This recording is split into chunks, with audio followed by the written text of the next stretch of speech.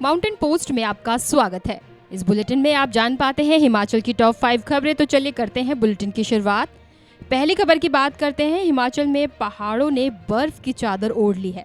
प्रसिद्ध पर्यटन स्थल मनाली, डलहौजी और शिमला के कुफरी में बर्फबारी से पर्यटन कारोबारी और सैलानी गदगद हैं। जिला कुल्लू और लाहौल स्पीति में भारी बर्फबारी से जनजीवन अस्त व्यस्त हो गया है। अटल टनल के नॉर्थ पोर्टल में भी भारी बर्फबारी से लाहौल का संपर्क कट गया है। जनजातीय क्षेत्रों में शीतलहर बढ़ गई है।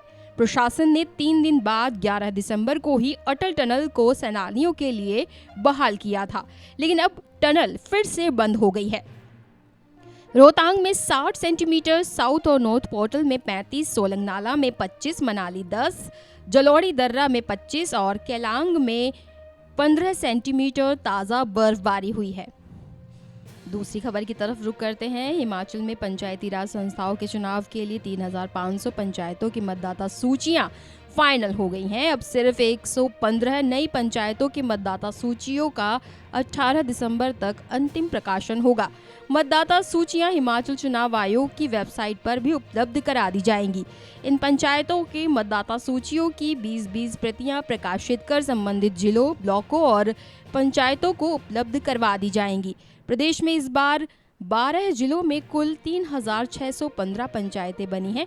पिछली बार कुल 3226 पंचायतों में चुनाव करवाए गए थे।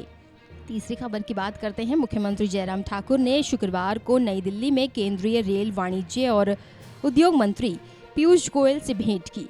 मुख्यमंत्री ने कहा कि हिमाचल ने प्रधानमंत्री के आत्मनिर्भर भारत के सपने को साकार करने के लिए केंद्र सरकार को राज्य में इलेक्ट्रॉनिक्स डिवाइसेस मैन्युफैक्चरिंग हब बनाने के लिए प्रस्ताव भेजा है।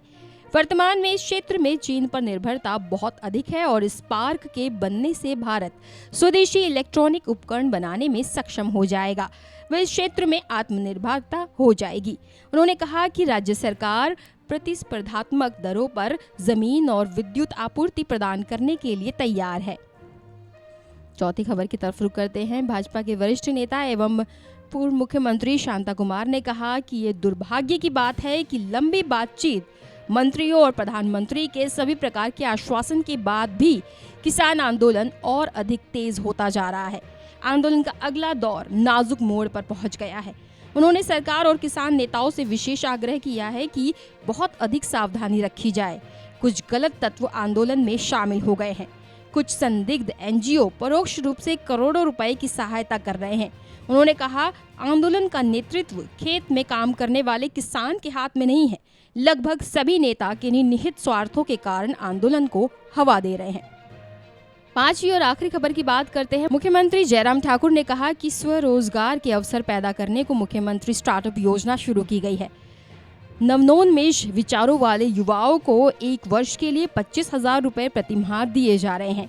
विचारों के कार्यान्वयन और मार्केटिंग के लिए अधिकतम 10 लाख की सहायता दी जा रही है।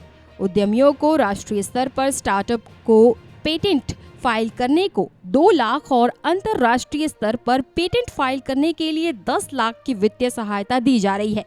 आईआईटी मंडी की ओर से आयोजित हिमालय स्टार्टअप के चौथे संस्करण पर मुख्यमंत्री ने शनिवार को नई दिल्ली से वीडियो कॉन्फ्रेंसिंग के माध्यम से ये बात कही।